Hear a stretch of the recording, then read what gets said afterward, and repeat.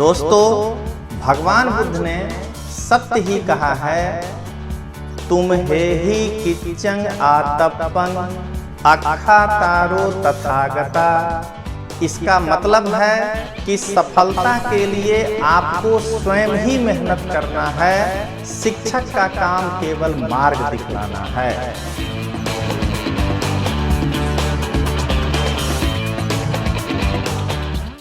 नमस्कार दोस्तों, मैं रजनीश सिंह तोमर, विश्वास एजुकेशन प्राइवेट लिमिटेड अहमदाबाद का मैनेजिंग डायरेक्टर, और हमने किसी भी प्रकार के कॉम्पिटिटिव एग्ज़ाम की तैयारी करने वाले लड़कों के लिए, चाहे राजस्थान हो, मध्य प्रदेश हो, उत्तर प्रदेश हो, उनके लिए एक अपने YouTube चैनल हमने बनाया है और वो है Rajneesh Tomar sir for UPSC tracker. तो आज दोस्तों, चूंकि एक सप्ताह पहले राजस्थान पब्लिक सर्विस कमीशन के द्वारा राजस्थान सब इंस्पेक्टर की विज्ञप्ति आई है और संयोग से मैं भी स्टडी पॉइंट अजमेर, जिसका मोबाइल नंबर ऊपर है, मैं संविधान पढ़ाने जाता हूं। विश्वास एजुकेशन प्राइवेट लिमिटेड का मैं मैनेजिंग डायरेक्टर हूं। स्टडी पॉइंट के डायरेक्टर हमारे मित्र हैं सुरेश जी, तो उनके एक विशेष आग्रह पर मैं केवल वहीं जाता हूं, राजस्थान में और कहीं अभी पढ़ाने नहीं जाता हूं। तो ये मेरा फर्ज बनता है कि राजस्थान सब इंस्पेक्टर में जो 2016 का फॉर्म आया था, हालांकि एग्जाम 18 में हुआ था, उसमें भारतीय संविधान के जो प्रश्न पूछे गए हैं उसका आपको एक व्याख्यात्मक हल हम प्रस्तुत करें। इसे अंत तक देखिएगा और तुलना जरूर करिएगा। सब लोग अपने हिसाब से अच्छा ही परफॉर्म करते हैं, कोई टीचर खराब नहीं करता है, लेकिन रजनीश तोमर के व्याख्या में और अन्य व्याख्याओं में क्या फर्क है ये आपको पता चलेगा। और दोस्तों, 14 फरवरी 2021 के दिन सुबह 10 बजे मैं आ रहा हूं आपके शहर अजमेर में स्टडी पॉइंट में। ये उसका मोबाइल नंबर है। 4 घंटे की ये सेमिनार है जिसमें कंप्लीट बेसिक बातों की जानकारी आपको दी जाएगी। और आज आप मेरे व्याख्यात्मक हल को देखिए और उसके बाद हमारे टीम में और भी जो लोग हैं, हालांकि वो सेटलमेंट सुरेश जी का है, लेकिन हम सारे लोग बहुत अच्छे हैं। आप एक बार आइएगा तो आपको अजमेर में जयपुर और जोधपुर के समान गुणवत्ता मिलेगा, बल्कि उससे ज़्यादा मिलेगा। तुलना नहीं करना है, आज आपको व्याख्या से ही पता चल जाएगा। और मैं रजनीश तोमर स्पेशलाइज फैकल्टी हूँ भारतीय संविधान का। हालांकि मैं इतिहास भी पढ़ाता हूँ, लेकिन इसका स्पेशलाइज फैकल्टी हूँ। 60 घंटे से ज़्यादा मैं अकेले संविधान कहीं भी पढ़ाता हूँ। आपको इतना डिटेल्स में पढ़ाऊँगा कि राजस्थान पीएसआई का संविधान का सवाल तो आपको बहुत आसान लगेगा। तो चलिए दोस्तों, इंतज़ार खत्म, शुरुआत करते हैं। राजस्थान सब इंस्पेक्टर 2016 की भर्ती में, ये एग्ज़ाम 2018 में हुआ था, उसके भारतीय संविधान के प्रश्नों का व्याख्यात्मक हल। और एक बार फिर आपको कहेंगे कि उच्च गुणवत्ता यदि आप चाहते हो, पुरानी मान्यताओं को भूल जाइए कि जोधपुर और जयपुर में ही बहुत अच्छा होगा। आप एक बार, हम लोग अजमेर को हब बनाना चाह रहे हैं, आप एक बार अजमेर आइए, हमारे टोटल टीम को देखिए। अगर एक भी टीम वहाँ से कमज़ोर हो तो आप कहिएगा। तो 14 फरवरी को आप आना ना भूलें। स्टडी पॉइंट अजमेर, ऊपर मोबाइल नंबर है, आप रजिस्ट्रेशन करा सकते हैं। सुरेश जी और दिनेश जी 2 वहाँ डायरेक्टर हैं, आप उनसे मिल सकते हैं। और रजनीश तोमर आपको फर्स्ट लेक्चर में ही वहाँ मिलेगा 10 बजे। आप 10 बजे आइएगा और आपको क्रांतिकारी तरीके से समझाएगा कि किस तरीके से इतिहास पढ़ना है, किस तरीके से संविधान पढ़ना है। रट्टा मारने वाली बात नहीं, वो आपको आज व्याख्यात्मक हल से ही पता चल जाएगा। तो चलिए दोस्तों, शुरुआत करते हैं। शुरू करने के पहले किसी भी एग्जाम को यदि आपको क्रैक करना है तो सबसे पहले आपको पता लगाना है कि उस एग्जाम में किस पोर्शन से कितने क्वेश्चन आते हैं और मेरिट कहाँ गया था। तो जैसा कि आप सभी जानते हैं कि पिछले एग्जाम में 210 के आसपास, ये सारा एग्जैक्ट फॉर्मूला बताएंगे आपको सेमिनार में, जिससे कि आप तैयारी अच्छे से कर सकें। 210 मार्क वाले का फिजिकल क्या कहते हैं कॉल आ गया था, लेकिन मेरा मानना है कि फाइनल सिलेक्शन के लिए 290 के आसपास आपके पास पिछली परीक्षाओं में होना चाहिए। अब थोड़ा कम होगा और इंटरव्यू में ज़्यादा आ जाए तो बात अलग है, किंतु 290 के आसपास होना चाहिए। तो अगर फिजिकल क्वालिफाई ही करना है तो 210 यदि चाहिए था तो 5 ही, लेकिन हम बता रहे हैं कि 210 यदि चाहिए तो 105 तो चाहिए। हिंदी हम थोड़ा अच्छा कर लेंगे क्योंकि हिंदी का थोड़ा सिलेबस छोटा होता है, तो हम यहाँ 150 भी ला सकते हैं। तो हम 60 भी यहाँ लाएंगे तो अपना काम चल जाएगा। तो इसलिए 60 मार्क लाने के लिए अगर हम मान लीजिए 50 क्वेश्चन 30 क्वेश्चन सॉल्व करते हैं, लेकिन फाइनल सिलेक्शन पाने के लिए जब 290 चाहिए कि तब हम इंटरव्यू में कूल हो जाएंगे। अब बीच में फिजिकल तो करना ही पड़ेगा पास, वो मैं पूरा स्ट्रेटेजी आपको बताऊंगा, आज केवल झलक दे रहा हूं, क्योंकि 310 प्लस चाहिए फाइनल सिलेक्शन के लिए। 50 मार्क का इंटरव्यू है क्योंकि फिजिकल का मार्क जुड़ेगा नहीं। टॉपर साहब को 29 आया था, तो अगर हम ये भी जोड़ लें तो हम बाउंड्री पे हैं, प्लाटून कमांडेंट मिल जाएगा, तब क्या करेंगे? अपने को तो एपी चाहिए ना। तो इसलिए ये तो मान के चलना है। और यहां लाने के लिए आपको 145 मार्क और 145 मार्क, लेकिन हमेशा टारगेट हिंदी का ऊपर होगा, यानी हिंदी 170 करना पड़ेगा। यानी कि 170 यदि करना पड़ेगा तो 2 से भाग लगाइए, 2 8 16 1 2 85 के आसपास हिंदी जाना है, 80 तो जाना ही पड़ेगा। और जब आप यहां 170 चले जाएंगे तो अगर 290 में से इसको माइनस करते हैं तो आपको 120 यानी 60 तो आपको फिर भी जीएस में करना पड़ेगा, एपी में जाना है तो। और बाकी कैटेगरी वाइज क्या मेरिट था, सब पे चर्चा सेमिनार में पूरा डिटेल्स करेंगे। आपका स्ट्रेटेजी क्या होना चाहिए, किस पोर्शन को आप ज्यादा वेटेज दीजिए, सब कुछ दोस्तों विथ एनालिटिकल बताएंगे। तो हमें यदि मान लीजिए 60 क्वेश्चन करना है तो उसके लिए हम जरा देखें कि किस सेक्शन से कितने क्वेश्चन आए हैं। इसलिए कह रहे हैं दोस्तों वीडियो अंत तक देखिएगा, और अगर गुणवत्ता लगे तो एक बार बैरियर तोड़ करके, चाहे कहीं के भी आप छात्र हों राजस्थान में, एक बार अजमेर आइए और इस बार का पीएसआई में देखिए क्या हम लोग करते हैं।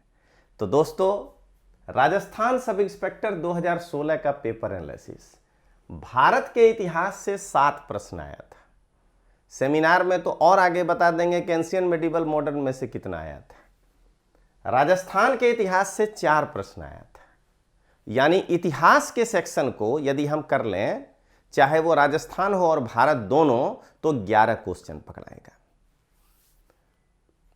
कल्चर ऑफ इंडिया में से कोई प्रश्न नहीं था। एक वो चालुक्य वाला था, तो वो इतिहास का कल्चर है दोस्तों, विशुद्ध कल्चर नहीं था। लेकिन राजस्थान के कल्चर से 4 प्रश्न आया था दोस्तों। विश्व और भारत के भूगोल से 10 प्रश्न था, और भूगोल राजस्थान से 5 क्वेश्चन आया था दोस्तों। यानी अगर दोनों तैयार कर लें तो 15 क्वेश्चन मिल जाता है। लेकिन मैं जिस पोर्शन को लेकर आपके पास आ रहा हूं, संविधान और राज्य व्यवस्था, 15 क्वेश्चन अकेला इस एक टॉपिक से था दोस्तों। अब बता दीजिए 60 में 15, तो अब 45 क्वेश्चन ही ढूंढना है अगर ये एक पोर्शन आपका मजबूत हो गया तो। मैं इतिहास भी पढ़ाता हूं, और सुरेश जी मुझे कई बार माना कि दबाव भी देते हैं, सर ये भी पढ़ा दीजिए, लेकिन फिर भी मैं बायस्ड होके नहीं कह रहा हूं, मैं आपको तटस्थ होके कह रहा हूं कि फर्स्ट एंड फर्स्ट भारतीय संविधान पे प्रहार करिए। पढ़ाई में, बाकी चीज में नहीं करना है, बाकी में नमस्कार करना है, वो हमारा पवित्र ग्रंथ है एक तरह से।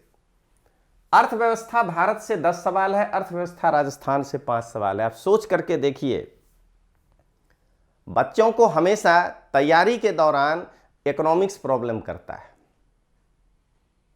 संविधान के बाद अगर इकोनॉमिक्स आप अच्छे से तैयार करिए, क्योंकि वो अगर बढ़िया से नहीं पढ़े हैं तो क्वेश्चन नहीं पकड़ पाइएगा। एक बार अगर पढ़ लिए हैं तो बाकियों से आप एज ले लेंगे, क्योंकि यहां 2 क्वेश्चन कोई आगे 2 क्वेश्चन पीछे होगा। सबको थोड़ा बहुत इतिहास, थोड़ा बहुत भूगोल, थोड़ा बहुत रीजनिंग सबको पता होता है। लेकिन संविधान के बाद, मैं तो इतिहास इकोनॉमिक्स नहीं पढ़ाता हूं, लेकिन संविधान के बाद यदि आप किसी पोर्शन को जोरदार तरीके से पकड़िए तो वो इकोनॉमिक्स दोस्तों। और आइए अजमेर, आपको इकोनॉमिक्स की बेस्ट फैकल्टी से क्लास दिलवाएंगे, चिंता नहीं करिएगा। 40 से 50 घंटे केवल इकोनॉमिक्स पढ़वाऊंगा। इसका लीड करने के लिए मुझे दिया गया है स्टडी पॉइंट में, मेरे निर्देशन में ये पीएसआई और आरपीएससी का वहां पर क्लास चलने जा रहा है।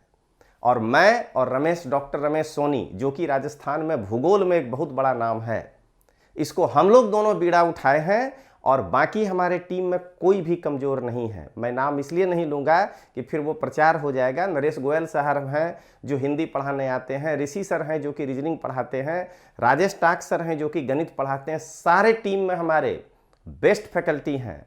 लेकिन आप एक बार सेमिनार में आइए, उनको मैं मिलवाता हूं आपसे, तब आपको पता चलेगा कि फैकल्टी हम लोग किस तरह का लेकर के। और इस बार हम लोग भारी उलटफेर करने जा रहे हैं इस रिजल्ट में, ये ध्यान रखिएगा। और इसलिए अगर बाईपास करिएगा तो रिजल्ट के बाद आपको पछतावा होगा कि हम यहाँ क्यों नहीं गए थे। चलिए आगे देखते हैं। इकोनॉमिक्स भारत और राजस्थान मिलाकर के 15 है, इसको आप छोड़ ही नहीं सकते। सामान्य विज्ञान उतना ही इंपॉर्टेंट है, फिजिक्स, केमिस्ट्री, बायोलॉजी और साइंस एंड टेक। देखिए अकेला पोर्शन 13 है। यहां भारत का भी इतिहास पढ़ना है उतना बड़ा, और तब राजस्थान का भी इतिहास पढ़ना है, तो 2 अलग अलग बड़े सेक्शन को पढ़ के 11 है। यहां फिजिक्स, केमिस्ट्री, बायोलॉजी लिमिटेड होता है और उसमें से जो है 13 है। तो अगर आप इकोनॉमिक्स 15, साइंस 13, 28 और 15 आप संविधान तैयार कर लेते हैं तो 43 हम लोग एक नए स्ट्रेटेजी पे जा रहे हैं। और मेरे जो भूगोल के फैकल्टी हैं डॉक्टर रमेश सोनी, हालांकि वो मेरे विद्यार्थी हैं, मैं उनको दिल्ली में क्या कहते हैं पढ़ाया हूं आईएएस के तैयारी के दौरान। हम लोग बेसिकली आईएएस के फैकल्टी हैं, सिर्फ सुरेश जी के रिक्वेस्ट पर आपके यहाँ आ रहे हैं। तो डॉक्टर रमेश सोनी यदि पढ़ा दिया तो 10 में से 10 प्रश्न आएगा, इसकी गारंटी है। तो क्या देख रहे हैं, जो 90% कोचिंग क्लास आपको ये कह रहा है कि हिंदी ही पढ़ो, जीएस में तो हाथ तंग रहता है क्योंकि उनके पास स्ट्रेटेजी नहीं है। कहता है जीएस में क्या पूछ लेगा, कैसे पूछ लेगा क्या भाई, जब सिलेबस भारत का इतिहास है तो उसी में से पूछेगा ना। अब आप नहीं पढ़ा पा रहे हैं तो आपका प्रॉब्लम है। आप अगर संविधान उस स्तर का नहीं पढ़ा पा रहे हैं तो वो आपका प्रॉब्लम है। हाँ, हिंदी जरूर उसका सिलेबस फिक्स्ड है, तो मेरे यहां भी उतने ही बेस्ट फैकल्टी हैं नरेश गोयल साहब जो आपको 80 तक पहुंचाने में मदद करेंगे। और हम लोग आपको 70 पहुंचाने में हमारी टीम जीएस में मदद करेगी। आप कहीं पीछे नहीं हटिएगा, इसलिए हम लोग उस तरीके से आपके सामने लेकर आ रहे हैं क्लास। और जिस तरह से कभी कोई एक बड़ी कंपनी होती है, उसको एक दूसरी कंपनी जो है गिरा देती है। गिराने का मतलब यहां यह है कि उससे आगे निकल जाती है। कभी टाटा था, फिर रिलायंस आया, अब देख रहे हैं अडानी आ रहा है। तो हम लोग इस मानदंडों को इस परीक्षा में जरूर कमजोर साबित करेंगे। इस उत्साह के साथ आपके पास आए हैं कि अजमेर से, जिस अजमेर को सबसे मतलब कि लास्ट लोग मानते हैं कंपटीशन की तैयारी के लिए, इस एग्जाम के बाद लड़का पहले वहीं आना चाहेगा। इस चीज की आपको गारंटी है। और देखिएगा हम लोगों के पढ़ाने के बाद क्वेश्चन किस तरह से पकड़ाता है। चलिए अब आगे देखते हैं। रीजनिंग 6, ऋषि सर रीजनिंग पढ़ाएंगे और 6 में 6 नहीं आएगा, ये कैसे हो सकता है। गणित 4, राजेश टाक सर गणित पढ़ाएंगे और 4 नहीं आएगा? जरा सोच के देखिए। और करंट राजस्थान 4 था और करंट भारत 13 था। यानी आपको अपनी तैयारी के दौरान फर्स्ट प्रायोरिटी संविधान को देना चाहिए, सेकंड इकोनॉमिक्स को देना चाहिए, थर्ड यदि आप एकदम साइंस बैकग्राउंड के नहीं हैं तो भारत भूगोल को दीजिए, और भूगोल तो रमेश सोनी के पढ़ाने से बेहद आसान, और उसके बाद साइंस को दीजिए। ये 4 पोर्शन के साथ यदि आपका करंट बढ़िया हो जाए, और देखिएगा आपको रजनीश तोमर आज कह रहा है कि आपको करंट का बैकअप देगा, वहां मैं पढ़ाऊंगा नहीं लेकिन बैकअप देगा, सारे क्लास को आप भूल जाएंगे, क्वेश्चन आपके सामने रसगुल्ले की तरह लगेगा, ये ध्यान रखिएगा, और खा जाइएगा, इमरती जैसे खाते हैं। तो हम लोग इस स्ट्रेटजी पे काम करेंगे, और ये आपको हमने एक पहले बता दिया। अब देखें क्वेश्चन की व्याख्या दोस्तों। पहला प्रश्न, भारतीय संघ संविधान में संघ में अवशिष्ट शक्तियां निहित करके किसका अनुसरण किया गया है? 1 फ्रांस के संविधान का, 2 कनाडा की प्रणाली का, 3 ब्रिटेन की प्रणाली का, और 4 जर्मनी की प्रणाली का। अब दोस्तों यदि मैं ये कह दूं कि लो भाई कनाडा की प्रणाली का, तो इससे आप सीखे क्या सिवाय एक लाइन के? नहीं, मैं इसकी व्याख्यात्मक हल करने जा रहा हूं कि इन चारों में क्या क्या है, थोड़ा जानिए। आप YouTube पे ही आए हैं तो आपको पढ़ाने आए हैं ना, तो आप जरा देखिए इसकी व्याख्या। आंसर तो 2 है कनाडा की प्रणाली का। फ्रांस के संविधान से क्लास में तो बहुत पढ़ाएंगे, यहां जो मेजर है बता रहे हैं। फ्रांस के संविधान से गणतंत्रात्मक शासन पद्धति, स्वतंत्रता, समानता एवं बंधुत्व का सिद्धांत लिया गया है। कनाडा की प्रणाली से हम लोग संघीय शासन, सशक्त केंद्र, राज्यपाल द्वारा राष्ट्रपति के विचारार्थ विधेयक सुरक्षित रखना, अवशिष्ट शक्ति का सिद्धांत ब्रैकेट में केंद्र के पास, यही था ऑप्शन। राज्यों में राज्यपाल की नियुक्ति केंद्र द्वारा, और उच्चतम न्यायालय का परामर्शी न्याय निर्णयन कनाडा की प्रणाली से लिया गया है। ब्रिटेन की प्रणाली का आधा आधा पन्ना पढ़ाएंगे, यहां तो खाली मैनेज कर रहे हैं। संसदीय शासन पद्धति, द्विसदनीय व्यवस्था, लोकसभा एवं राज्यसभा के प्रति मंत्रियों की सामूहिक उत्तरदायित्व तो ब्रिटेन की प्रणाली से हम लोग लिए, और भी बहुत कुछ लिए हैं। विधायिका के सदस्यों के विशेषाधिकार एवं उन्मुक्तियां, राष्ट्र के प्रधान के रूप में राष्ट्रपति की औपचारिक स्थिति, और सर्वाधिक मत के आधार पर चुनाव जीत का निर्णय। परसेंटेज पे चुनाव का जीत नहीं होगा, ज्यादा जिसको वोट आया वो चुनाव जीत जाएगा। और विधि निर्माण की प्रक्रिया, जो अपने 3 रीडिंग के द्वारा कोई कानून बनाते हैं, वो हम लोग वहां से लिए। हालांकि मैं इतिहास का छात्र हूं, तो मैं कभी भी टीचर नहीं कहूंगा। देखिएगा लोग कहेंगे कि हम इतिहास किंग हैं। भाई साहब, पता है इतिहास क्या होता है? या ये तो संविधान विशेषज्ञ है। बाबा साहब नहीं कभी अपने आप को कहे। थोड़ा गिरेबान में ढांक के बोलिए, और 2-4 लाइन फुटफाट याद कर लेने से आप विशेषज्ञ नहीं कहलाएंगे। हम लोग इसी चीज को लेकर आए हैं कि मैं छात्र हूं लेकिन आपको बेहतर बताऊंगा। हालांकि हम लोग कहते हैं कि विधि निर्माण की प्रक्रिया ब्रिटेन के संविधान से नहीं लिया गया है। बौद्ध धर्म में संघ में जब कोई प्रस्ताव आता था तो उसको 3 बार पढ़ा जाता था, और जब उस पर आपत्ति नहीं होती थी तब जाकर के जो है वो पास होता था। लेकिन ठीक है, संविधान पढ़ा रहे हैं तो कहेंगे ब्रिटेन से लिया गया। जर्मनी की प्रणाली का आपात के समय मूल अधिकारों का स्थगन। भारतीय न्याय व्यवस्था में जनहित याचिका के प्रारंभ के समय भारत के मुख्य न्यायमूर्ति कौन थे? A.S. Ahmadi, M. Hidayatullah, A.S. आनंद, P.N. भगवती। अब दोस्तों यदि हम कह दें कि P.N. भगवती इसका आंसर है 4, तो इससे आपकी समस्या सॉल्व नहीं हुई दोस्तों, क्योंकि यही प्रश्न दोबारा थोड़े ही आना है। अब इसकी व्याख्या करते समय हमें यह बताना चाहिए कि अच्छा और क्या हो सकता है इस पर। तो देखिए, मैं इसकी व्याख्या किया हूं, इससे गुणवत्ता समझिएगा। और उसके बाद एक बार मैं फिर कहूंगा कि 14 फरवरी को अजमेर आइए, पूरे 4 घंटे हमने सेमिनार रखा है कि बाहर से आने वाले लड़कों का भी समय नहीं बर्बाद हो, और ये बैरियर इस पीएसआई के बाद टूटेगा कि अजमेर भी एक बड़ा हब था, हम समझ नहीं पाए। तो चलिए व्याख्या देखते हैं। सबसे पहले आंसर तो 4 हो गया, लेकिन जनहित याचिका का अर्थ क्या होता है? अगर अब क्वेश्चन ये आए तो जनहित याचिका का अर्थ होता है सार्वजनिक हितों के लिए मुकदमेबाजी। हम केस करेंगे लेकिन अपने लिए नहीं करेंगे, सार्वजनिक हितों के लिए करेंगे। अब अगर पूछे कि यह कहां के संविधान से प्रभावित है, तब क्या करिएगा? पीएन भगती साहब के बारे में तो पूछ लिया, तो कहेंगे कि यह अमेरिका के संविधान से प्रभावित है।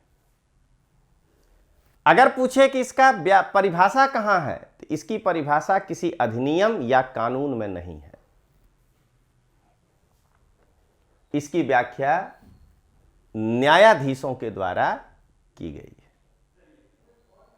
जब पहली बार यह प्रश्न आया, लोकस स्टैंडी एक वर्ड है लैटिन कि हु कैन अप्लाई, तब कहा न्यायाधीशों ने कि एनीवन कैन अप्लाई, और वहां से निकला है यह जनहित याचिका।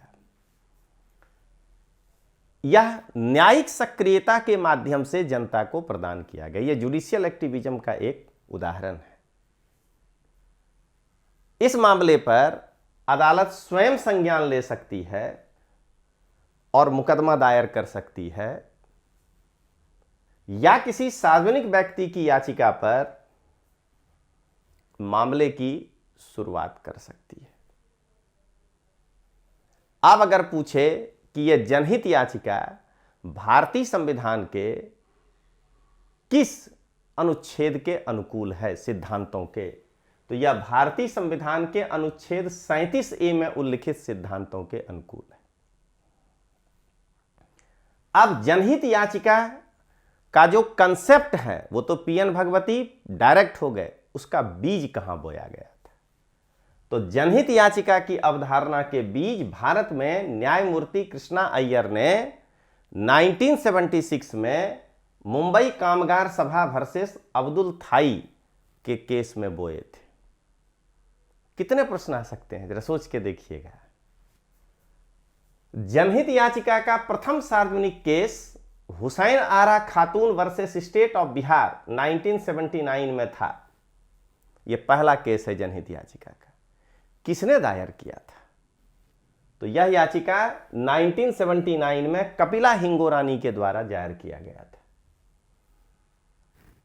सार्वजनिक हित, 40,000 कैदी पटना जेल में, अगर उनको सजा सुना दिया जाता तो उनका जो है समय पूरा हो गया था, ठीक ना? तो इसलिए जो है ये दायर किया गया और उन 40,000 को मुक्त किया गया। इसीलिए हिंगोरानी को मदर ऑफ पीआईएल कहा जाता है। अब अगर पूछ बैठे कि मदर ऑफ पीआईएल किसको कहते हैं, तब क्या करेंगे? कोई भी नागरिक निम्न परिस्थितियों में जनहित याचिका दायर कर सकता है। भारतीय संविधान के अनुच्छेद 32 के अंतर्गत उच्चतम न्यायालय में, भारतीय संविधान के अनुच्छेद 226 के अंतर्गत उच्च न्यायालय में, और क्रिमिनल प्रोसीड्योर कोड के सेक्शन 133 के अंतर्गत मजिस्ट्रेट की न्यायालय में। अब जाके आप जनहित याचिका में अपने लेवल में जाकर के तैयार कर सकेंगे, चाहे वो आरएस का एग्जाम होगा या एसआई का होगा। और इस बैकअप के साथ पढ़ाएंगे दोस्तों। संविधान में रजनीश तोमर का ये वादा है, और हम जिस टीम के साथ काम कर रहे हैं वहां, क्योंकि वहां हम डायरेक्टर नहीं हैं, लेकिन सुरेश जी से जितनी मित्रता है, जो हमको वो कहे हैं, जो जिम्मेदारी दिए हैं, तो वह एक डायरेक्टर से कम भी हमको नहीं दिए हैं। इसलिए हम लोग भावुक लोग हैं। राजस्थान में एक तरफा चलने लगा था, नहीं होना चाहिए। कभी भी किसी भी व्यवस्था में एक पैरेलल व्यवस्था होना चाहिए, नहीं तो जिस दिन यह सारी व्यवस्थाएं गिर जाएंगी उस दिन जो एक बड़ा खड़ा है, फिर वो जो चाहेगा आपके साथ वही करेगा। इसलिए एक महाराणा प्रताप जी का होना जरूरी है, ताकि अकबर भी अपनी सीमाओं में रहे। एक शिवाजी का होना जरूरी है, सारे के सारे मुगल दरबार में चले जाएंगे तो इस देश का क्या होगा? फिर तो अकबर मनमानी करने लगेगा। तो महाराणा प्रताप का तो होना जरूरी है, और हम लोग वही हैं दोस्तों। कभी भी एकल व्यवस्था सही नहीं है। हमारा संविधान भी इसलिए परिसंघात्मक शासन व्यवस्था को लेकर के आया। अगर एकात्मक शासन व्यवस्था सही होता तो ये दो नहीं होते, प्रधानमंत्री और मुख्यमंत्री। हमेशा ध्यान रखना है। इसलिए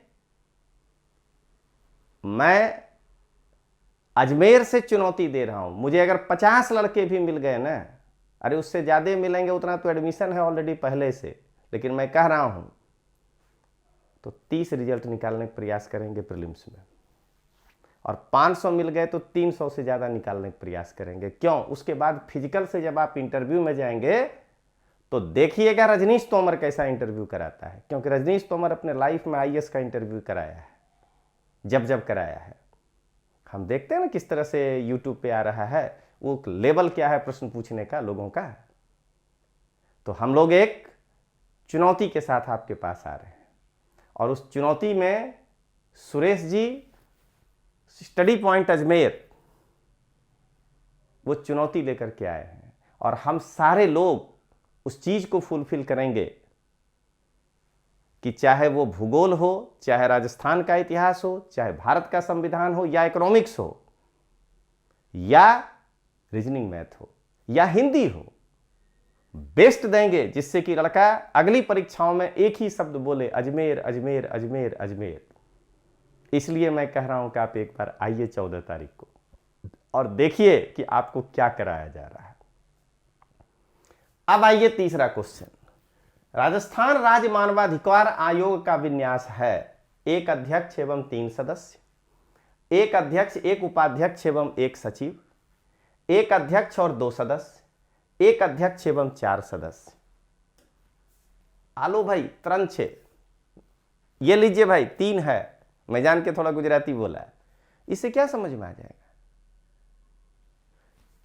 आखिर ये क्यों पूछा गया है, आप इस चीज को देखिए, आपको व्याख्या के साथ बताते हैं, पता लग जाएगा। देखिए 3, भारत की संसद द्वारा पारित एक अधिनियम, मानवाधिकार संरक्षण अधिनियम 1993 के अनुसार राष्ट्रीय स्तर पर एक राष्ट्रीय मानवाधिकार आयोग और राज्य स्तर पर एक राज्य मानवाधिकार आयोग के गठन की व्यवस्था की गई थी। इस कारण से पहले राजस्थान में राज्य मानवाधिकार आयोग का गठन हुआ। राजस्थान सरकार ने 18 जनवरी 1999 को एक अधिसूचना जारी कर राजस्थान राज्य मानवाधिकार आयोग का प्रावधान किया। अब अगला क्वेश्चन अगर ये आ गया तो आप जवाब दे सकते हैं कि 18 जनवरी 1999 को। लेकिन उस वक्त, इसीलिए यह प्रश्न पूछा है कि उस वक्त इसमें 1 अध्यक्ष और 4 सदस्य रखे गए थे। चेंज हुआ है बाद में। राज्य सरकार द्वारा वर्ष 2000 में 1 अध्यक्ष और 4 सदस्यों की नियुक्ति की गई, कर भी दिया गया था पहली बार। किंतु मानवाधिकार संरक्षण संशोधित अधिनियम 2006 के अनुसार 2006 में चेंज हुआ। राज्य मानवाधिकार आयोग में 1 अध्यक्ष और 2 सदस्य का प्रावधान किया गया। प्रश्न का पूछने का मतलब समझ में आया? और राजस्थान का संविधान पढ़ा सकते हैं, मतलब राजस्थान की राज्य व्यवस्था है, ये संविधान तो नहीं है, राज्य व्यवस्था है, पैनी नजर है। मध्य प्रदेश का भी उतना ही अच्छा पढ़ा सकते हैं, राजस्थान का, गुजरात का, और यूपीएससी का तो पढ़ा ही सकते हैं, क्योंकि 20 साल का मेरा अनुभव है। 20 बरस से मैं केवल आईएएस और स्टेट पब्लिक सर्विस कमीशन में ही मैं पढ़ाया हूं। इसलिए आप आइए और मैं चैलेंज करूंगा उस समय आपके माध्यम से। परफॉर्म आपको करना है, हम लोग तो एजुकेशनल लीडर हुए ना। अन्य लीडरों को चैलेंज करूंगा कि संविधान पढ़ाते हैं ना, जरा इस तरह से पढ़ाइए, मार्गदर्शन होगा उनके लिए। लेकिन वो कब होगा? जब आप रिजल्ट देंगे। और जब आप मेरे पे भरोसा करके आकर के पढ़ेंगे, और मैं उम्मीद करता हूं कि आप एक बार जीवन में एक कठोर फैसला लेकर के देखिए कि आपका पड़ोसी, आपका मित्र राजस्थान में जयपुर और जोधपुर जा रहा है, नहीं मैं अजमेर जा रहा हूं क्योंकि मुझे तोमर सर पे भरोसा है।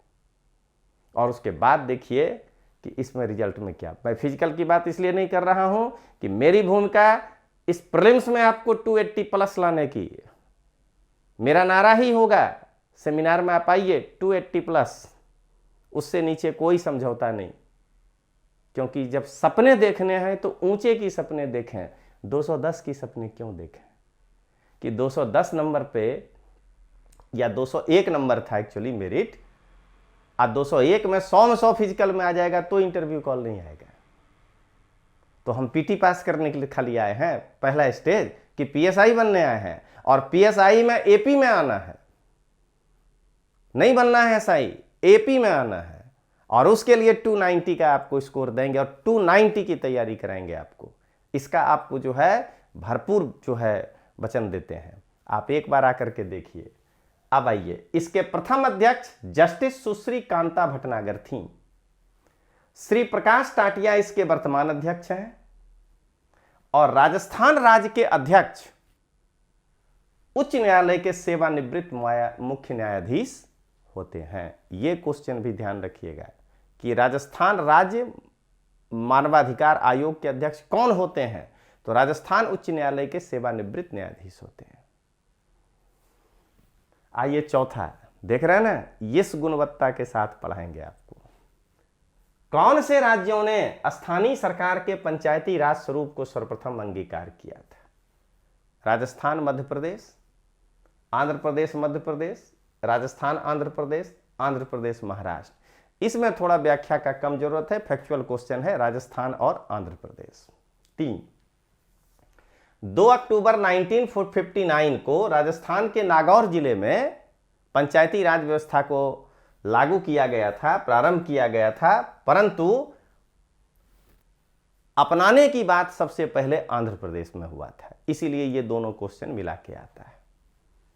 अब आइए, मूल अधिकारों से संबंधित जनहित याचिका दायर की जा सकती है मात्र उच्चतम न्यायालय के समक्ष, मात्र उच्च न्यायालय के समक्ष, किसी भी न्यायालय के समक्ष, और उच्चतम एवं उच्च न्यायालय दोनों के समक्ष। आंसर 4 होगा, क्योंकि किसी भी न्यायालय में केवल एक सेक्शन है क्रिमिनल प्रोसीड्योर के सेक्शन इसके, बाकी में नहीं।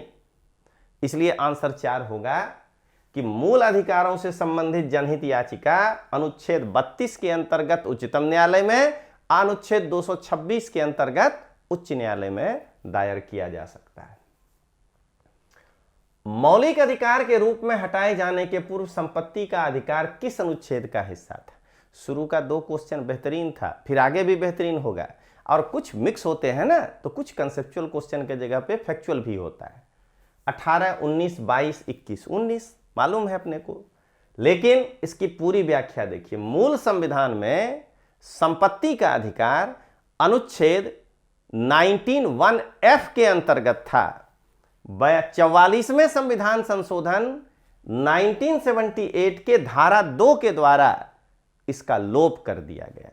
इतना डिटेल्स हम लोग जानेंगे अगर यही पढ़ना है तो। अब आइए, वर्तमान राजस्थान राज्य विधानसभा में कितने सदस्य मनोनीत हैं? कोई नहीं है। फैक्चुअल क्वेश्चन, करंट का क्वेश्चन था। एक भी नहीं, 2, 3, तो आंसर होगा 2। और अब तो जब एंग्लो इंडियन सदस्य का नॉमिनेशन वाला जो है आरक्षण ही हटा दिया गया, तो अब तो कभी नहीं हो सकते हैं, ठीक है ना। एंग्लो इंडियन तो मनोनीत विधानसभा में कौन होते हैं? एंग्लो इंडियन होते थे एक, तो उस समय तो नहीं ही थे, और अब तो कहीं हो ही नहीं सकते हैं, क्योंकि 104वां संशोधन के द्वारा हटा दिया गया। अब आइए, भारत के संविधान की प्रस्तावना में दिए गए आश्वासनों का सही क्रम, तो 3 है आंसर, न्याय, स्वतंत्रता, समता और बंधुता। लेकिन कैसे? तो पूरा का पूरा आपको हम उद्देशिका पढ़कर समझाएंगे क्लास के अंदर। हम भारत के लोग, ये हमारे प्रस्तावना का पहला भाग है, we the people of India. यानी कानून बनाने की अंतिम शक्ति हम भारत के लोग को दिया गया है। भारत को एक संपूर्ण प्रभुत्व संपन्न समाजवादी पंथ निरपेक्ष लोकतंत्रात्मक गणराज्य बनाने के लिए, यानी भारत में 5 चीज तो जरूर होगा। भारत प्रभुत्व संपन्न देश होगा, भारत में लोकतंत्र होगा, भारत में समाजवाद होगा, भारत में गणराज्य होगा और भारत एक पंथ निरपेक्ष देश होगा। सबके बारे में क्लास में बताते हैं। गणराज्य, लोकतंत्र और गणराज्य में बहुत बड़ा फर्क है। एक लोकतांत्रिक देश में गणराज्य नहीं हो सकता है, रिपब्लिक, लेकिन रिपब्लिक देश लोकतांत्रिक हो सकता है। जैसे इंडिया, यूके और यूएसए। तो इंडिया और यूएसए रिपब्लिक है, यूके लोकतांत्रिक है किंतु वो रिपब्लिक नहीं है, वहां गणराज्य नहीं है। जिस शासन व्यवस्था में कार्यपालिका के प्रधान का निर्वाचन होता हो, चाहे प्रत्यक्ष या अप्रत्यक्ष, उसको हम कहते हैं गणराज्य। तो भारत में राष्ट्रपति का निर्वाचन होता है, भले न अप्रत्यक्ष तरीके से होता है, इसलिए भारत एक गणराज्य। एक एक की व्याख्या करके क्लास में बताएंगे, लेकिन अभी तो क्रम बताना है। तीसरा पाठ क्या है इस आमुख का? समस्त नागरिकों को, अगर आप नागरिक बनते हैं तो क्या फायदा है? सामाजिक, आर्थिक और राजनीतिक न्याय, यानी पहला न्याय है 3 प्रकार का। विचार, अभिव्यक्ति, विश्वास, धर्म और उपासना की स्वतंत्रता। दूसरा मिलेगा स्वतंत्रता, 5 स्वतंत्रता है, तो न्याय के बाद स्वतंत्रता। प्रतिष्ठा एवं अवसर की समता प्राप्त करने के लिए, तब तीसरे नंबर पे समता, 2 प्रकार का, प्रतिष्ठा का समता और अवसर की समता। और उन सबों में व्यक्ति की गरिमा एवं राष्ट्र की एकता और अखंडता सुनिश्चित करने वाली बंधुता बढ़ाने के लिए, तब जाकर के है बंधुता। तो न्याय, स्वतंत्रता, समता और बंधुता। और तब कहता है इसके बाद कि दृढ़ संकल्प होकर अपने इस संविधान सभा में आज तारीख 26 नवंबर 1949 ब्रैकेट में हिंदी दिवस, मिति मार्गशीर्ष शुक्ल पक्ष सप्तमी, देखिए मिति मार्गशीर्ष शुक्ल सप्तमी संवत 2006 विक्रमी को इस संविधान को आत्मार्पित करते हैं, अध्यर्पित करते हैं। अब आइए क्वेश्चन नंबर 9। मैं एक एक करके सबकी व्याख्या लेकर आऊंगा 2016 का, आप चिंता नहीं करिएगा। इतिहास की व्याख्या भी मैं लेकर आऊंगा और देखिएगा कि उस एक्सप्लेनेशन के बाद आपका 360 डिग्री सोच बदल जाएगा, कैसे पढ़ा जाता है इतिहास। तो अब देखिए, भारत के संविधान के अनुसार एक व्यक्ति एक समय में अधिकतम कितने राज्य का राज्यपाल हो सकता है? 1, 2, 3, अधिकतम संख्या निर्धारित नहीं है तो 4 ही आंसर। लेकिन देखिए ये किस तरह से आर्टिकल से उठा करके क्वेश्चन पूछा है। अनुच्छेद 153, जिसको ठीक से मालूम है तुरंत टिक मार देगा। प्रत्येक राज्य के लिए एक राज्यपाल होगा, परंतु इस अनुच्छेद की कोई बात एक ही व्यक्ति को 2 या 2 से अधिक राज्यों के, 2 या 2 से अधिक, अधिक में तो अधिकतम हो गया, राज्यों के लिए राज्यपाल नियुक्त किए जाने से निवारित नहीं करेगा, रोकेगा नहीं। तो 2 या 2 से अधिक राज्यों का राज्यपाल हो सकता है, यानी अधिकतम संख्या निर्धारित नहीं है। आर्टिकल पढ़ाएंगे ऐसे समझा करके दोस्तों, एक एक आर्टिकल में क्या कहता है व्याख्या के साथ पढ़ाएंगे।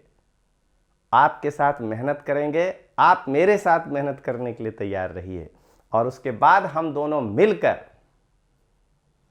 ठीक ना, अजमेर को एक नया पहचान देंगे इस बार के एसआई के परीक्षा में। हो सकता है पहली बार मेरी बात का अपील आप तक बहुत लोगों तक नहीं पहुंचे, 100 ही लोग समझ पाए, लेकिन जिस दिन प्रतिशत में 100 में 70 हो गया या 100 में 80 प्रीलिम्स पास करने वाले लड़के, उस दिन जो है अहमियत पता चल जाएगा कि अजमेर का अहमियत क्या है और स्टडी पॉइंट अजमेर ने क्या व्यवस्था किया था। ठीक ना, मोबाइल नंबर आपके सामने है 9460252121। फोन लगाइए सुरेश जी को, रजिस्ट्रेशन कराइए और 14 फरवरी को आप आइए। 4 घंटे आपके साथ मिनिमम बिताएंगे, घंटा भर तो रजनीश तोमर आपके साथ रूबरू बिताएगा। आइए और हम लोग एक नया स्वर्णिम भविष्य बनाते हैं। कि पहले दिन से ही एसआई नहीं एपीएसआई, और क्यों एपीएसआई, टॉप 10 पहला लक्ष्य देंगे, और 70% रिजल्ट प्रीलिम्स में, क्योंकि फिजिकल फिर आपको करना है। चलिए आगे देखें। भारतीय सरकार अधिनियम 1935 की विशेषताएं हैं। ए प्रांतीय स्वायत्तता, बी संघीय न्यायालय की स्थापना, सी केंद्र भारतीय संघ की स्थापना। कूटों का प्रयोग करते हुए सही विकल्प चुनिए। First A B, second B C, third A C, fourth A B C. हम सब जानते हैं कि इसका आंसर चौथा है, तीनों सही है। बट 1935 में क्या था, थोड़ा झलक तो बता दें। और देखिए डायरेक्ट सिलेबस से क्वेश्चन पूछा है। एसआई के राज्य व्यवस्था में 1919 और 1935 पढ़ना है। देखिए आपके सामने क्वेश्चन है 1935, दावे के साथ बताते हैं कि आधा घंटा से ज्यादा खाली 1935 पढ़ाएंगे, 2 घंटे पूरे लगेंगे 1919 और 1935 पढ़ाने में ऑफलाइन में। एक चीज नहीं छूटेगा आपका, 2 घंटे पहले से कर रहे हैं प्रॉमिस आपको। अभी थोड़ा उसका देख लीजिए शॉर्टकट। भारतीय सरकार अधिनियम 1935 की विशेषता, एक अखिल भारतीय संघ की स्थापना जिसमें ब्रिटिश भारत के प्रांतों के अतिरिक्त देशी राज्यों को भी शामिल किया गया था। 11 ब्रिटिश भारत के प्रांत थे इसमें, 6 कमिश्नरी थी, और स्वेच्छा से जो भी देशी रियासत शामिल हो उनको इसमें शामिल किया गया था। प्रांतों को स्वशासन का अधिकार प्रदान किया गया था। देख लीजिए आपके सामने, शासन के समस्त विषयों को 3 भागों में विभाजित किया गया था। संघीय विषय जो केंद्र के अधीन थे 59 विषय, प्रांतीय विषय जो पूर्णतः प्रांतों के अधीन थे 54 विषय, संवर्ती विषय जो केंद्र एवं प्रांतों के अधीन थे 36 विषय। एक संघीय न्यायालय की स्थापना की गई थी। आपके सारे प्रश्नों का जवाब आ गया। और देखिएगा मैंने कहा है कि राज्य व्यवस्था से 15 क्वेश्चन है, तो ये 15 नंबर पे ही जाके रुकेगा। इसलिए जो चार्ट बताए हैं उसको बढ़िया से तैयार करिएगा, और सेमिनार में तो आप आइए ना, उसके बाद देखिएगा। ये तो टेलर दे रहे हैं, मतलब कि पूरा का पूरा ब्लूप्रिंट आपके सामने रख देंगे कि स्टडी पॉइंट आपके सामने क्या लेकर के आ रहा है, क्या हम लोग जो पूरे टीम के लोग हैं आपके सामने किस डेडिकेशन के साथ क्लास दे रहे हैं। और फट्टेबाजी नहीं, ये जो के वाले लोग जो यूट्यूब पे करते हैं वो नहीं, रिजल्ट बोलेगा। अब की बार रिजल्ट ही बोलेगा। और अब की बार ध्यान रखिएगा, तोमर सर का विद्यार्थी, तोमर सर में हिप्नोटिज्म है, उनसे पढ़ा हुआ विद्यार्थी दूसरे कोचिंग का नाम जिंदगी में नहीं लेता है। ये पाली का रिकॉर्ड है मेरा, पाली भाषा में पढ़ाता था पहले यूपीएससी में, तो मेरा रिकॉर्ड है कि मेरा पढ़ाया हुआ विद्यार्थी को कोई कोचिंग वाला जो है पैसा या ये वो दे करके या किसी प्रकार का लोभ लालच दे के नहीं तोड़ सकता है। वो ओनली और ओनली कहेगा स्टडी पॉइंट। और तब असली मुकाबला तो तब है ना, मेहनत करके रिजल्ट दीजिए तब मुकाबला है, ठीक ना। इंटरव्यू में क्वेश्चन पीएसआई में किस प्रकार के पूछे जाते हैं, गुजरात पब्लिक सर्विस कमीशन के एक्स चेयरमैन से लेकर के मेंबर तक के साथ हमारी बातचीत होती है। हम लोग उठते बैठते हैं, क्वेश्चन कैसे पूछा जाता है वो जो दिखाता है वो नहीं होता है दोस्तों। वहाँ प्रश्न पूछने का जो आप आंसर दे रहे हैं पोस्ट के हिसाब से होता है। हम लोग बात किए हैं, एक ही प्रश्न का आंसर वो कहते हैं कि जब प्रोफेसर का इंटरव्यू होगा तो इस प्रश्न का इस प्रकार से उत्तर आएगा, मैंने उसमें प्रोफेसर वाला लुक झलकना चाहिए। ये ज्ञान नहीं है, पीएसआई में पीएसआई वाला गुण झलकना चाहिए और एडमिनिस्ट्रेटर का गुण झलकना चाहिए आरएएस में। एक ही सवाल के 3 प्रकार से जवाब आएंगे, इसलिए केवल प्रश्न पूछ लेने से इंटरव्यू नहीं हो जाता है पूरा। और तब आपको दिखाएंगे, यूट्यूब पर ही रखेंगे दोस्तों, कि रजनीश तोमर जो इंटरव्यू लिया था उसके प्रश्न का क्वालिटी, और उसके बाद तब देखिएगा कि ये जो रखते हैं ना लोग सब आपको बेवकूफ़ बनाने के लिए, वो नहीं है, वो ठीक नहीं है दोस्तों। आज ये ई मार्केट इतना परेशान कर दिया है लड़के को, मेरिट नहीं आ रहा है इस कारण से, आईएएस तक में परेशान है, वहाँ भी एक बाबा परेशान किए हुए है सबको। केवल जो है एम में, के में लड़के को जुटा करके, और जो आप पढ़ रहे हैं वहाँ उसमें से कुछ नहीं आना है। क्योंकि पेपर सेटर, देखिएगा कई लोग कहेगा मजबूर हो जाएगा पेपर सेटर कि हम क्या पूछें। अरे तुमसे ज्ञान उसको ज्यादा है कि कम है जी? 20-20 साल जो है पढ़ाया हुआ लोग आकर के पेपर सेट करता है, हम ही हैं उसमें शामिल। मान लीजिए हम आप कोचिंग में पढ़ाए हैं जीवन भर, हम मजबूर कर देंगे उसको क्वेश्चन सेट करने के लिए। इसलिए मैं हाथ जोड़ करके विनती कर रहा हूँ, प्लीज़ बर्बाद मत करिए बच्चों को, पढ़ने का हैबिट डालिए, अच्छी बात पढ़ाइए, एनसीईआरटी पढ़ाइए, अपना चुटका मत बेचिए। मेरा मुहिम ही रहता है कि नहीं गाइड पढ़ना है, ऑथेंटिक किताब पढ़ना है। चलिए अब शुरू करते हैं। राजस्थान के लोकायुक्त की जांच के दायरे में आते हैं मंत्री, सचिव, राज्यपाल, स्वायत्त शासन संस्थानों के अध्यक्ष। तो क्लियर है कि राज्यपाल राष्ट्रपति नहीं ही आएगा, एक ही लाइन में समझ जाना है। 3 हटा दीजिए तो 1, 2 और 4 इसका आंसर होगा 1। ये आपके सामने है। व्याख्या देखिए, राजस्थान के लोकायुक्त को निम्न के शिकायत की जांच करने का अधिकार है। राज्य के मंत्री, जिला समिति के प्रमुख और उप प्रमुख, राज्य के सचिव, पंचायत समिति के प्रधान और उप प्रधान, राज्य के विभागाध्यक्ष, नगर निगम के महापौर और उप महापौर, कोई भी पब्लिक सर्वेंट, लोक सेवक, स्थानीय प्राधिकरण, नगर परिषद और नगर पालिका के अध्यक्ष और उपाध्यक्ष, राजकीय कंपनियों, निगमों और मंडलों के अध्यक्षों और अधिकारियों और कर्मचारियों के विरुद्ध, इतने के विरुद्ध वो जांच कर सकता है। लोकायुक्त राजस्थान का एकदम पूरा एक्ट पढ़ाएंगे आपको ओरिजिनल, कि उसमें कहता क्या है। एक बिल्कुल नई क्रांति लेकर के राजस्थान में आ रहे हैं दोस्तों, ऐसी क्रांति कि जो मैं और ऐसा नहीं कि मैं राजस्थान के लिए नया हूं, मैं जोधपुर के भी कई क्लासेस में पढ़ाया हूं। मैं नाम लेकर के, क्लास का नाम लेके जीवन में ब्रांडिंग मैंने नहीं किया है। मैं कभी अपने विश्वास एजुकेशन को तो अपने से आगे आने ही नहीं दिया। रजनीश तोमर यानी रजनीश तोमर, वो जहां खड़ा है इंस्टीट्यूट वहीं से खड़ा होगा। इंस्टीट्यूट रजनीश तोमर से बड़ा नहीं हो जाएगा, चाहे कोई भी इंस्टीट्यूट हो, मेरा अपना ही क्यों ना हो। तो मैं किसी क्लास का नाम नहीं लूंगा कि मैं वहां पढ़ाया हूं इसलिए महान है। जी नहीं, वो महान है क्योंकि मैं पढ़ाया हूं। वहां पता करिए कि रजनीश तोमर आया था कि नहीं पढ़ाने।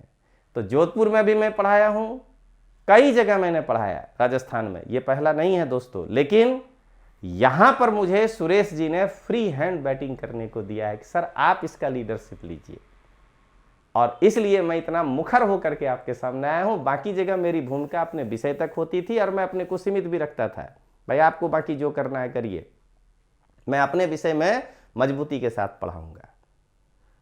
और जोधपुर में मैं इतिहास पढ़ाया, संविधान नहीं पढ़ाया हूं। छक्का छोड़ा दिए थे अच्छों को, 20-20 साल पढ़ाने वालों को। और एक बार अगर अभी भी मन बना लेना, मैं जोधपुर नहीं पढ़ाना चाहता हूं, मैं नया डेस्टिनेशन खड़ा करना चाह रहा हूं, वहां चला जाऊं तो अच्छे अच्छे विद्वानों की स्थिति खराब हो जाएगी। कारण गाइड से आगे वो नहीं पढ़े हैं, वो किताबुल हिंद किताब नहीं पढ़े हैं दोस्तों, मैं पढ़ा हूं। उन्होंने महावग किताब का दर्शन नहीं किया होगा, बौद्ध पुस्तक आपको पढ़ाते हैं, मैं पढ़ा हूं। तुझके बाबरी देखे भी नहीं होंगे, कैसा है, गोरा है कि काला है, मैं पढ़ा हूं। इसलिए ओरिजिनल किताब पढ़ने के बाद आपके सामने खड़े हुए हैं। चलिए अब आगे देखते हैं। भारत की संविधान सभा का निर्माण कैसे किया गया था? इस आंसर को स्टार मारा है यूपीएससी। 1935 में स्थापित प्रांतीय विधानसभा के सदस्यों द्वारा अप्रत्यक्ष चुनाव विधि से, वायसराय के मनोनयन द्वारा 1935 में स्थापित प्रांतीय विधानसभाओं के सदस्यों द्वारा प्रत्यक्ष चुनाव विधि से, अब प्रांतों की प्रत्यक्ष निर्वाचन प्रक्रिया से। स्टार है कारण कि इसमें दोनों प्रकार के मेंबर थे ना, चुने हुए भी और मनोनीत भी। तो इसमें कहीं भी मनोनीत का तो नाम ही नहीं है, इसलिए यह आंसर गलत हो गया है। संविधान सभा के 296 सदस्यों का चुनाव 1935 में स्थापित प्रांतीय विधानसभाओं के सदस्यों के द्वारा अप्रत्यक्ष चुनाव विधि से हुआ था। इस लाइन से ये वाला तो सही हो गया, लेकिन संविधान सभा के 93 सदस्य देशी रियासतों के प्रमुख के द्वारा नामांकित थे। ये जो है इसमें कहीं नहीं लिखा हुआ है, इस कारण से आरपीएससी को ये एग्जाम इस क्वेश्चन को कैंसिल करना पड़ा। 13वां, राजस्थान मंत्रिपरिषद की न्यूनतम संख्या हो सकती है, अधिकतम तो सब जानते हैं कि 15% हो सकती है। 29 + 1 ये तो अधिकतम हो गया, एक मुख्यमंत्री। 11 + 1 मुख्यमंत्री, 15 + 1 मुख्यमंत्री, 12 + 1 मुख्यमंत्री, कुल 12 होते हैं न्यूनतम। आंसर 2 होगा। लेकिन कहां से है? आर्टिकल 164(1)A पढ़िए, ओरिजिनल को आर्टिकल ऐसे पढ़ाएंगे आपको। आर्टिकल 164(1)A किसी राज्य की मंत्रिपरिषद में मुख्यमंत्री सहित मंत्रियों की कुल संख्या उस राज्य के विधानसभा के सदस्यों की कुल संख्या के 15% से अधिक नहीं होगी। किंतु उस आर्टिकल में है, किसी राज्य में मुख्यमंत्री सहित मंत्रियों की संख्या 12 से कम नहीं होगी। मुख्यमंत्री सहित मंत्रियों की संख्या 12 से कम नहीं होगी, यानी 11 + 1 मुख्यमंत्री, इससे कम नहीं हो सकता है। अब फर्क समझ में आ गया? अब यही कह रहे हैं दोस्तों कि संविधान को ऊपर ऊपर नहीं पढ़िए। और नो डाउट हमारे हिंदी के टीचर उतने ही बेस्ट हैं, जब आप पढ़िएगा तो पता चलेगा। बाकी लोग इसलिए हिंदी की व्याख्या का कर रहे हैं वकालत, क्योंकि उनको मालूम है कि मैं जो पढ़ाऊंगा जीएस में वो तो उस समय अच्छा लगेगा, बाकी क्वेश्चन तो जय श्री राम पकड़ाने से रहा। तो पहले से सेफ साइड ले लो कि यार क्या पूछेगा, क्यों क्या पूछेगा भाई। जब सिलेबस दिया गया है तो आप सिलेबस रीड करके पढ़िए। 1919 को आप उस लेवल तक क्यों नहीं पढ़ा रहे हैं कि उसके क्वेश्चन 1919 के उससे बाहर ना आए। 1935 के एक्ट को उस लेवल तक क्यों नहीं पढ़ा रहे हैं कि उससे बाहर क्वेश्चन नहीं आए। राज्य मानवाधिकार आयोग राजस्थान का जो है उसको एकदम डिटेल्स क्यों नहीं पढ़ा रहे हैं आप। इसलिए वो आपको रक्षात्मक। और दूसरी बात, अगर हिंदी आसान है जो लोग कह रहे हैं, तो फिर तो सब 75 से 80 के बीच ही रहेगा। अगर आसान है तो सब 75 से 80 के बीच रहेगा, तो डिसाइड जीएस करेगा। दोनों ही बात ध्यान रखिएगा कि हिंदी जरूर पढ़ना है, छोड़ देंगे तो नहीं होगा। बट ये हिंदी की ओर इसलिए डाइवर्ट कर रहे हैं कि जीएस से इनसे प्रश्न पकड़ाने से रहा।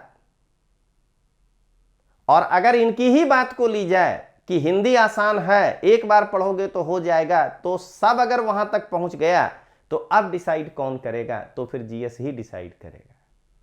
इसलिए एक बार मन मजबूत करके आइए, और जीएस मजबूत होगा तो एसआई के साथ 2 परीक्षा पास करिएगा, आरपीएससी भी करके दिखा दीजिएगा। अजमेर से आरपीएससी का रिजल्ट प्रीलिम्स का निकालने के मूड में हम लोग कि क्लास से 30% से ऊपर निकाल दें, ताकि लड़के को बाहर पता चले कि केवल क्या कहते हैं, ये बड़े शहरों में ही कंपटीशन में अच्छे पढ़ाने वाले लोग नहीं है, कुछ भावुक लोग छोटे शहर में भी जाके अच्छा कर सकते हैं। नीचे दिए गए वाक्यों को ध्यान से पढ़िए। भारतीय संसद के दोनों सदनों में गतिरोध की स्थिति में संयुक्त बैठक का प्रावधान है।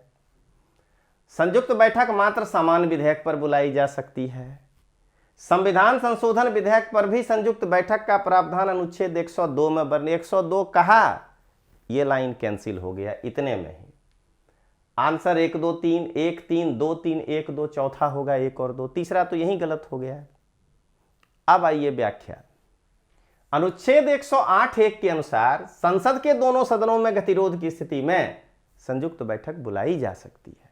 आर्टिकल पढ़ाएंगे आपको।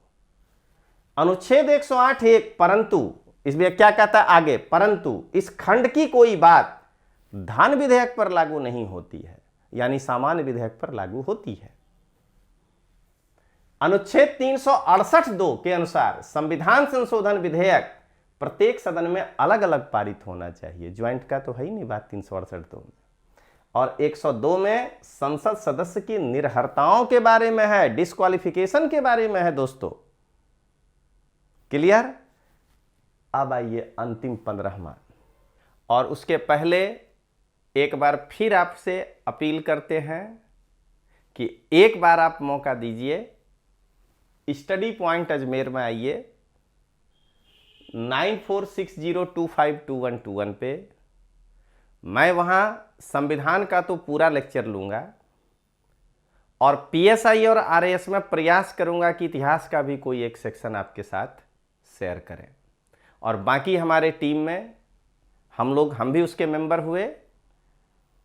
डॉक्टर रमेश सोनी जो भूगोल के विशेषज्ञ हैं, नरेश गोयल सर जो हिंदी के हैं, ऋषि सर जो रीजनिंग के हैं, मैथ राजेश टाक सर हैं। आप आइए और आपको एक बेहतरीन माहौल मिलेगा। सारे सर का गुणवत्ता यही है।